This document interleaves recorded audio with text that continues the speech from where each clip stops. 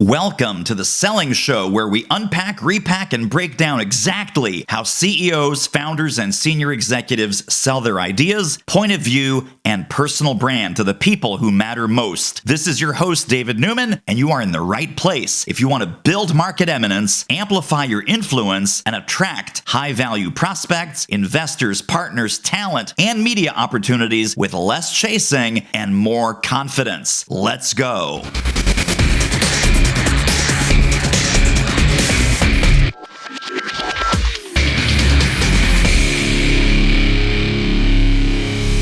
Well, my friends, one of my very favorite sales experts, one of my very favorite people, one of my very favorite trainers, coaches, and consultants is back on the show. Brynne Tillman, Social Sales Link. Welcome to the show. Oh, David, thanks for having me. I'm so excited to be hanging out with you again. So you are always such a wealth of sales knowledge, LinkedIn strategies. I think today, one of the maybe launching points will be non-narcissistic selling on LinkedIn for sales professionals in 2026. That's way too long for the title, but that's our theme. Before we jump into that theme, for the small number of humans that don't know how awesome and amazing you are and where you came from, could you please share a little bit of your professional journey that brought you to the work you're doing today? Oh my gosh. I was a briefcase carrying sales rep, whatever it was, right? For years, I was the seller. And I never really looked at being an entrepreneur. I loved being a salesperson. I loved being the ride along, right? I was the person to sit next to her and listen to her make calls, ride with her on appointments. And I loved that. What I hated was cold calling. So I loved sales. I loved business development, but the cold calling did not align with my core belief. I loved the networking. I loved the in-person. I loved the relationships. I loved solving problems for people. I hated the cold calling. So decades after I was in a sales role, I found LinkedIn and I went, oh my gosh, I don't have to cold call anymore. So now, gosh, maybe I'm 16 years into teaching, 17 maybe into teaching LinkedIn for sales. I've really created a program that isn't really just about LinkedIn. It's really about how do you show up in a way that creates trust and credibility. Yeah. And LinkedIn happens to be the primary tool I teach it on. But it really transforms all of the way we show up as salespeople today. So this is, and I know that you teach this and your clients and audiences, probably one of the first things they say to you is, Brynne, every time I'm on LinkedIn, it's like a spam fest. Everyone's pitching everything to everyone else. My DMs are full of salespeople. You know, here's the template. Brynne, I really love the work you're doing at Social Sales Link. Who's handling your payroll needs? Because we can probably save you 20%. And it's like, so now the entire channel has been polluted and degraded. And now we're going in and we're trying to teach salespeople how to add value, how to reach out. One of the first principles that I always quote you on, and it's still, you've got lifetime employment on this. Research before the reach out. Research before the reach out. Hey, you're doing great work over there at Do It Marketing. Hey, you're doing great work over there at Social Sales Link.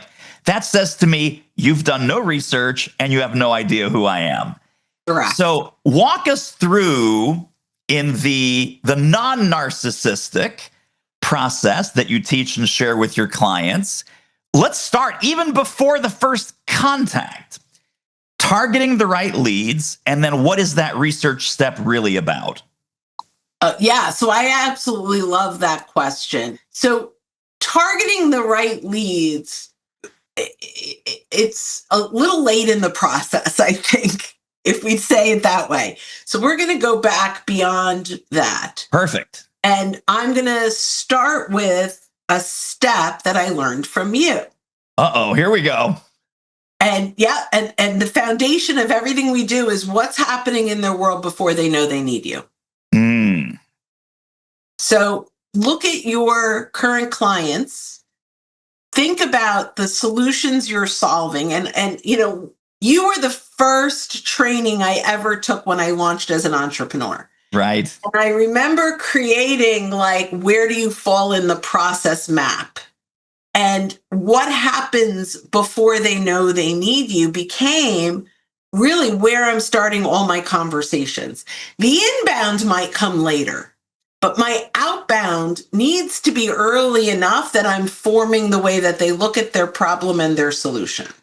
So thank you, David Newman, for that. Yes. Absolutely transformed, helped me close Aramark with that mentality. I don't know if you remember this. This was a long time ago. This was the 4 arrows diagram. That what? 5 maybe. Yeah. 5 arrows, 5. Yes. I had 5. Maybe that's because you're an overachiever. My model is 4, but you added a 5th one. You probably said I went over the top, but no, it's great. It's great. Yeah. I remember very specifically. It's so funny because this is one of the client stories that is really near and dear to my heart, because I have a slide where I teach this, and there's blue arrows, and you said to me, David, I got back from the meeting and my prospect's index finger was blue because I brought the printout and he kept on jabbing that 4th arrow, kept on jabbing that 4th arrow. The ink, the toner actually came off on their finger because they said, this is what we need. This is what's missing. This is our problem. And deal closed. Yes,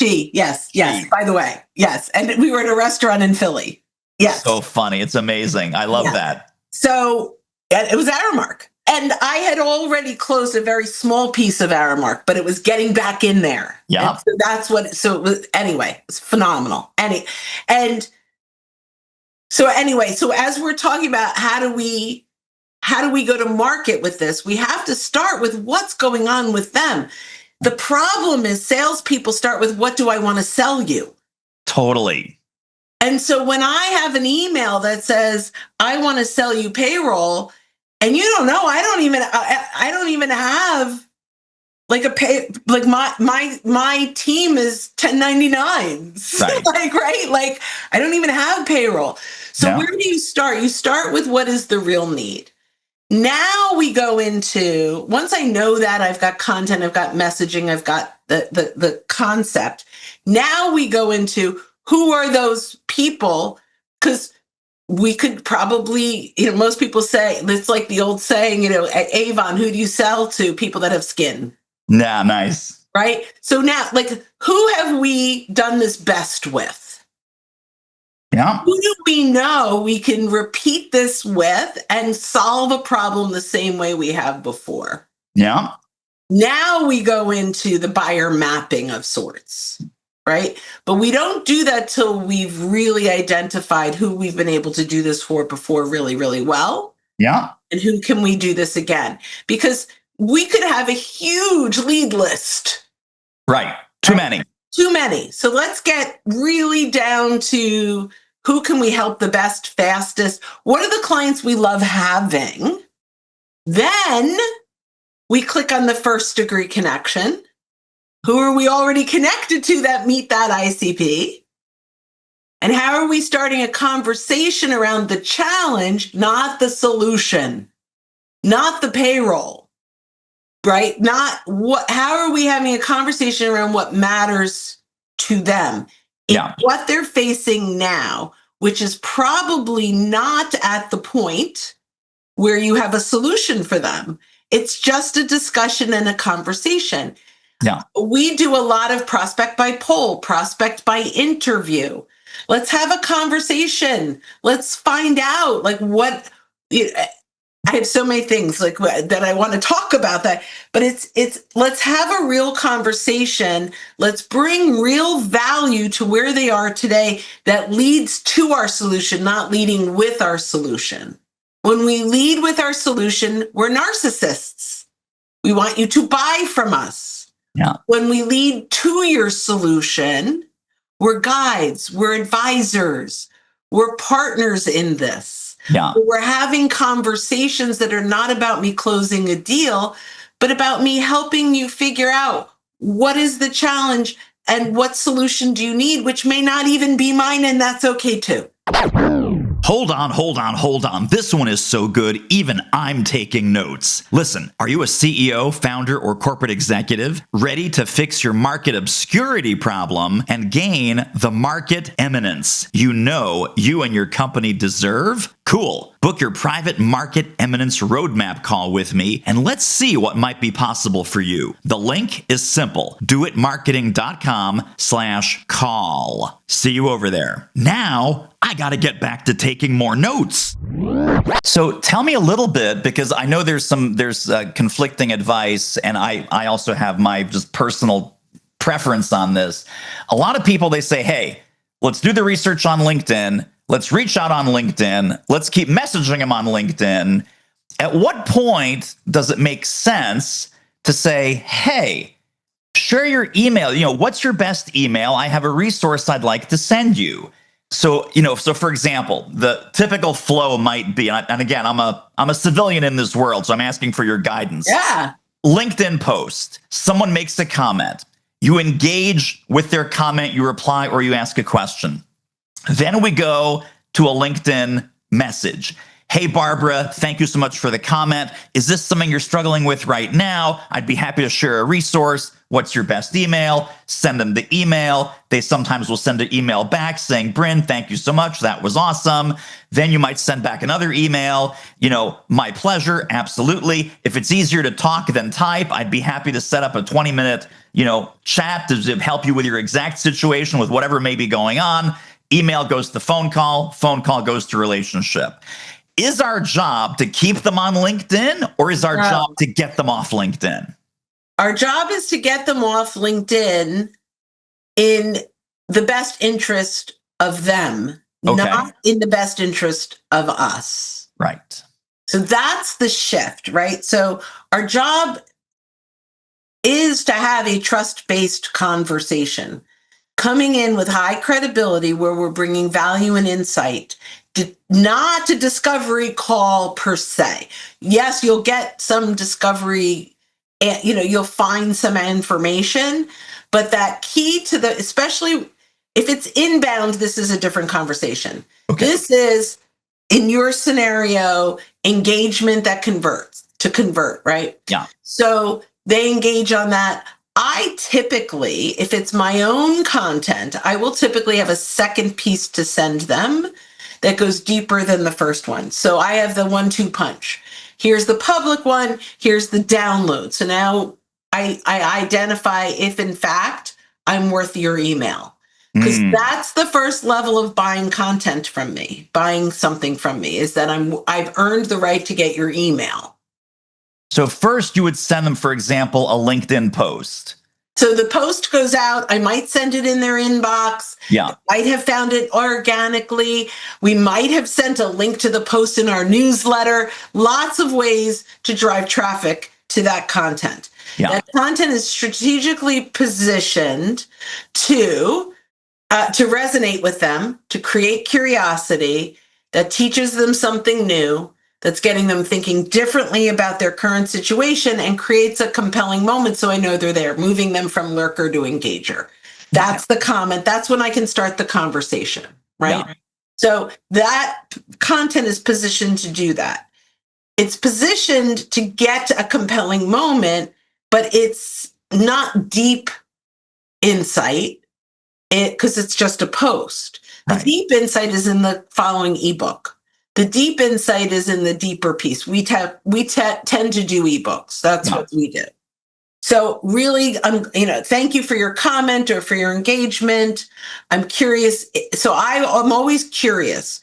I'm curious if this is like you mentioned something in there, but curious if this is a topic that you're actively learning about. If so, I've got this free ebook, happy to send you a link. And that's behind a that's a DM. So connection. Sure. David, thank you so much for engaging. I'd love to connect and continue the conversation. Yeah. And then the ebook, though, is behind an opt-in. So I got to give you my email to get the ebook. Yes. Okay. So now it's either that or I do it in a smart link, which also allows me to know that they've accessed it. But the goal here, right, is I've got to earn the right to the next step, earn the right to the next step. So, everything is mastering the ask offer ratio. I ask you for your time in response to my offer. If I earn that, you'll accept my connection request or you'll comment. Yeah. Now my comment, my connection request, if my value is high enough, you'll accept my connection request. But my goal is to keep earning the right to get the next step with you. Yeah. But I'm earning the right. I'm earning the right through value and insight, not through pitch. You don't earn the right through a pitch. Right. So even the ebook is 199% valuable, 1%.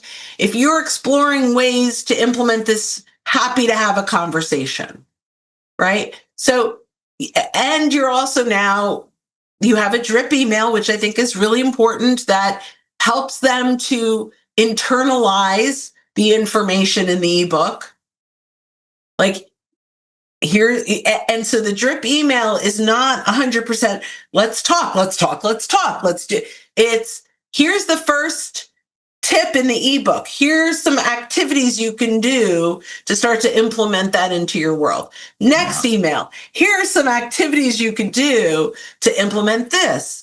If you're exploring, or if you would like to have a conversation about how to really impact this, even if we don't work together, I'm happy to provide some guidance. Yeah. It's about me, and the sale will naturally progress based on the value you bring to them, not how well you pitched your services. Totally. So here's my next question about this. If you and I were the only salespeople, or your clients and my clients were the only salespeople who totally believe in this value first process, this would work all the time. But because these poor prospects, these poor executives, these poor business owners, 90% of what they get, 10% is from you and me, or people like us, right? Value first, really interested in helping before pitching and serving before selling. 90% are the pitchers, the peddlers, and the goofballs. How can we differentiate ourselves because we're in that same gosh darn channel? We're in the same LinkedIn post, we're in the same LinkedIn DM pop-up, we're in the same LinkedIn inbox. Wonderful question. How do we de-filthy ourselves?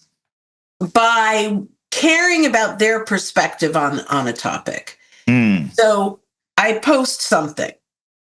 I have a little paper airplane where I can actually DM 10 people blind copied at a time. As a marketing expert, I'd love your perspective on this post. So I'm inviting people to share their perspective because everyone wants to share their thoughts. Sure.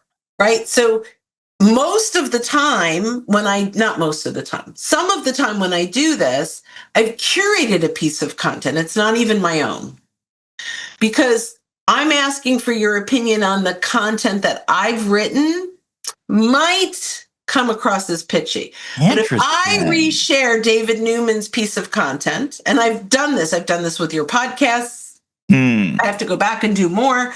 But a couple of years ago, you were like the it guy for me, right? Like I would share that, people would engage on that.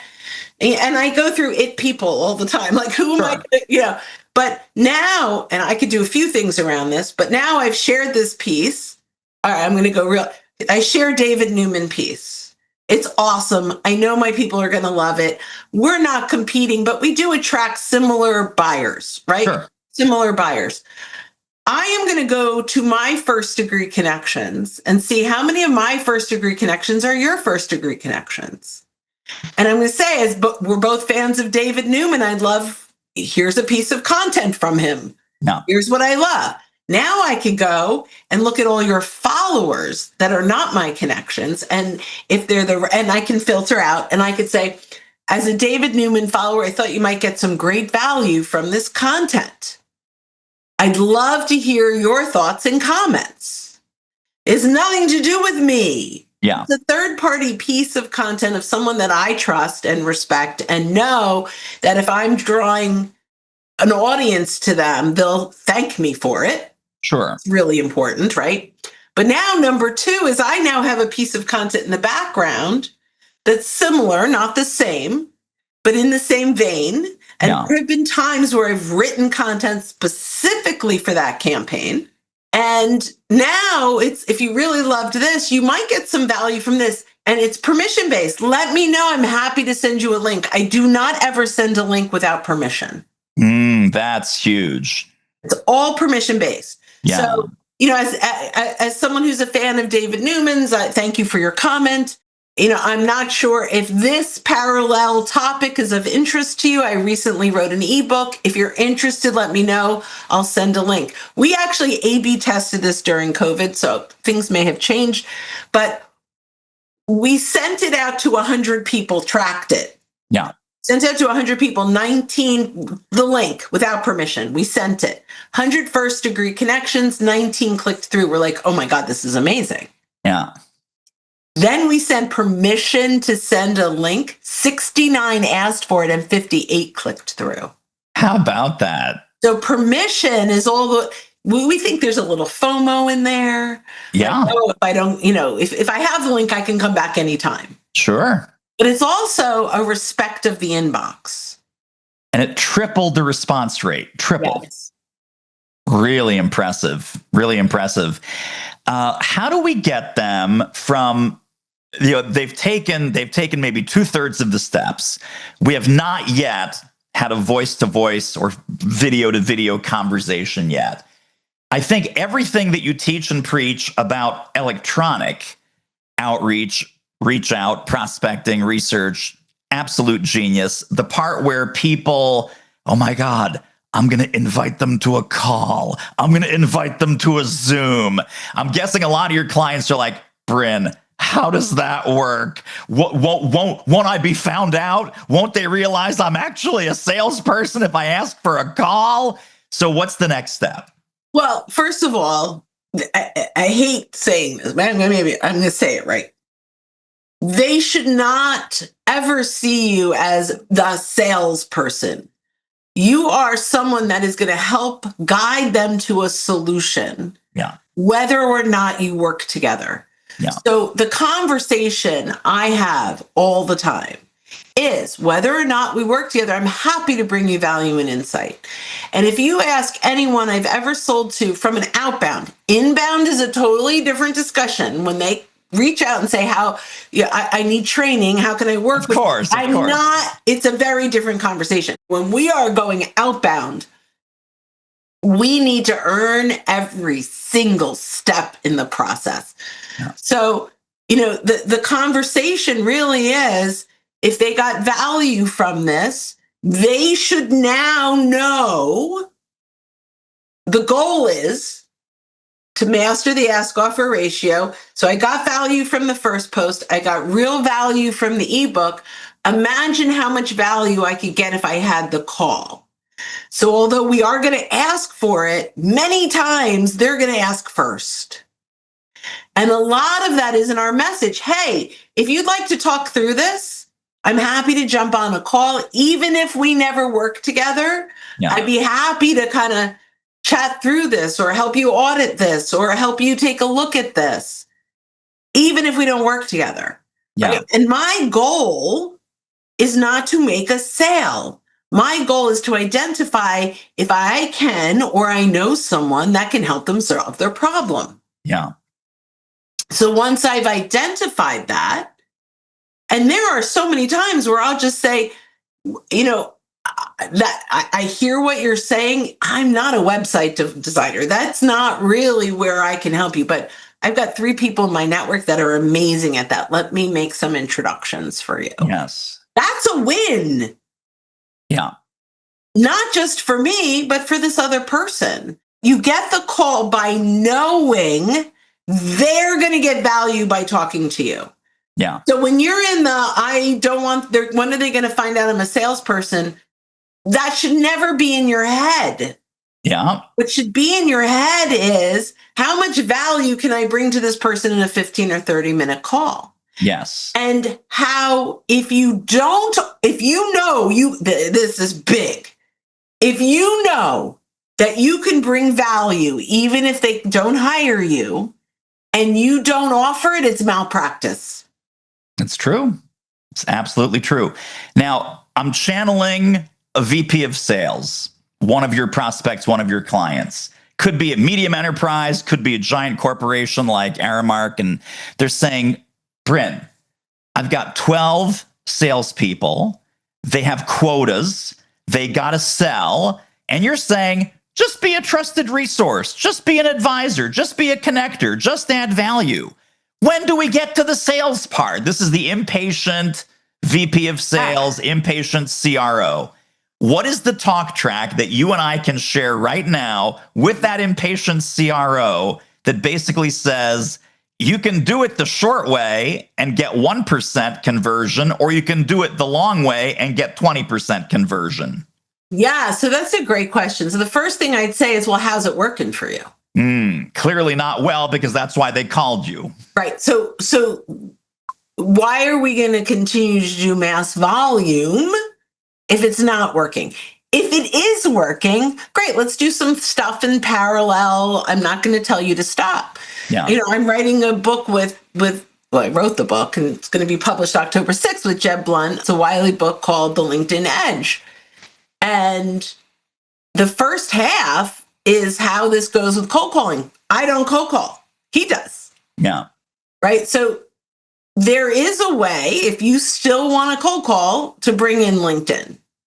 I will never cold call again for the rest of my life because, first of all, I hate it. So they're going to know on the other side. And it doesn't work for me. Yeah. Right? So you have a sales team, and I'm going to say, how's that cold calling on LinkedIn working for you? It's not. Okay. Yeah. So are you open to trying something else? Now I will say, I'm going to flip it and say, I'm selling to you now, Mr. VP. How does this feel? How does it feel? Yeah. Are you going to accept this connection request? Are you going to want to call with me based on this?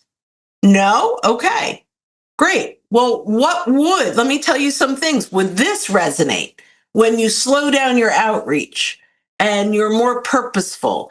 And I'm coming in this having done my research before the outreach, having done the work, having personalized this, maybe having someone in our network actually make an introduction, right? How do you feel? Are you more likely to take my call? And so when they become the buyer, they start to see why what they're doing isn't working. Wait. We're not just going to listen to this episode. There are downloads, there are resources, there are links, there are bonuses waiting for you on this episode's page when you go over to doitmarketing.com/podcast. That's right, doitmarketing.com/podcast. Grab the notes right under this episode. See you over there. The other thing that I'm thinking of is, let's say it's an inbound, but they're skeptical, right? It's like, well, I don't know if we can take all this time and all this research. And it's like, Brynne, how do I know that your method actually works? The best line that you could possibly say is, well, Bob, you and I are talking. You and I are talking. So whether we do business or not, right, I earned the conversation by using the same tactics I'm going to teach your people. Do you want more conversations? Yeah. Yes, I do. I want more conversations for my sales team. Yeah. And I say that you're here, right? You're here, right? So I do say that all the time. But the bottom line in all of this, which I think is really interesting, and it's earn the conversation. Yeah. When they go, okay, what is the ROI on this training?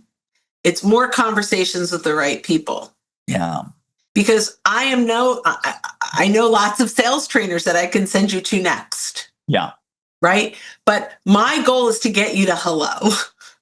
Right. Absolutely. That's it. And we get you to hello with the right people. we also need to start looking at the right KPIs, because we are so badly focused on KPIs that drive the wrong activities, right? So it's volume versus quality.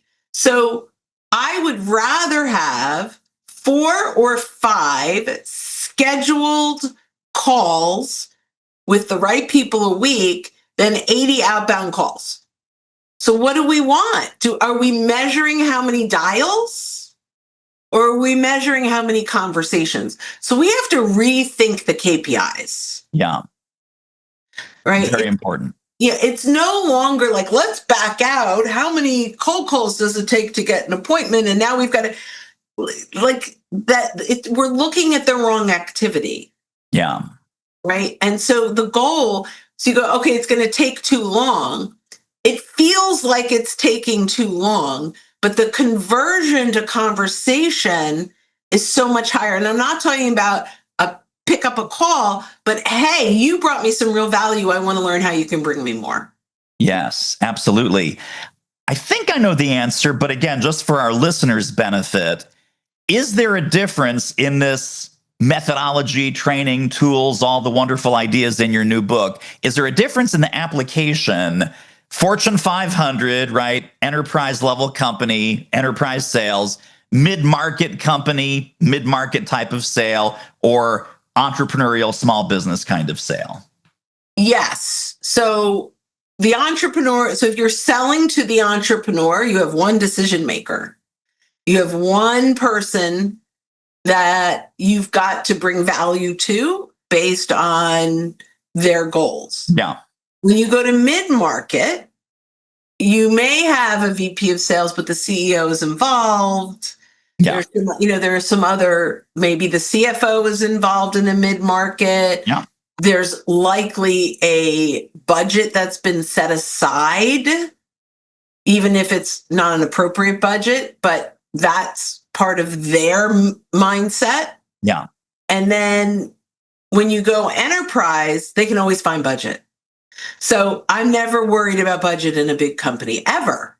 Really? If they have a budget, sure. If there's an ROI, if I have a training that's $100,000 for an enterprise company, that's like saying, hey, David, do you have $20 for this? Right? Like, but mid-sized company, if I say it's $100,000, David, do you have 80,000 for this? Yeah. Like it's relative. Yeah. And it's all so budget in an enterprise company, I don't even ask budget. And I know I just don't. Like, we talk about ROI, we talk about where their challenges are, we talk about their financial goals, we talk about what they need, how many more trust-based conversations they need, all those things. And then based on the proposals based on the ROI, not on budget. Yeah. They're in that smaller size company, they've got budget so fixed in their head that it's harder. But I still don't ask for budget up front, because budget is a question I need as a salesperson. So that's narcissistic. Yeah. BANT is narcissistic. Budget authority needs timing. That's all the information I need to make a sale, not to solve a problem. And I'll just share quickly, we have CHIRP. So BANT is dead.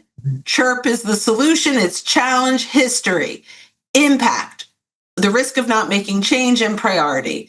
That has to be the focus of the sale. It cannot be, what's your budget for this? Yes. A quick question about the enterprise sales, because obviously with LinkedIn, we're building a high trust relationship with one executive. Well, we start there.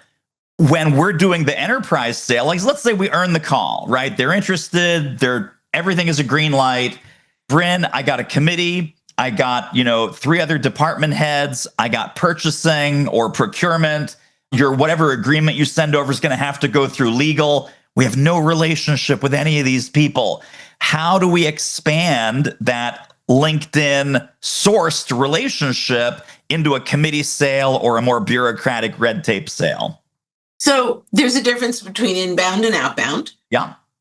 In the inbound, it's we find, based on who they say we need to meet, based on my research, we start to connect and bring value to all of those influencers before they even know we're part of this is where the research and the content right? So here's the buying committees. So this is what the CFO cares about. This is what the CTO cares about.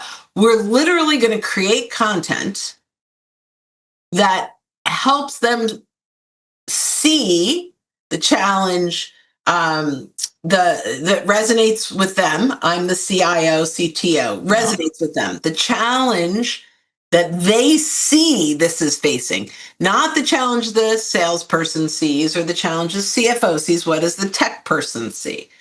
Right? That's what matters to them. So it's resonate, creating curiosity with that challenge, right? So you've got to go, oh, okay.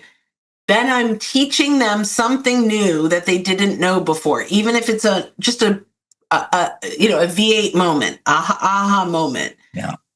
Then what we just taught them needs to get them thinking a little bit differently about how it's working in their own environment, and then create some kind of engagement. I'm not even saying I'm in the sales process yet. Yeah. We're not talking about that. We're just add value, add value, add value. I have a Aramark story about this, about how one of our guys did this. And just tons of bring value, bring value, bring value to all the right people, so that when they are invited to the table, you've already earned the right. So you're expanding that LinkedIn circle of trust to all of the economic buyers as you learn about who they are. Yes. So that's when it's an inbound. Yeah. Outbound, my favorite way to do this, and we have dozens of campaigns, but my favorite way to do this is prospect by interview. So I go, okay, Ms. VP of Sales, we've engaged. I have a weekly VP spotlight every single week on LinkedIn.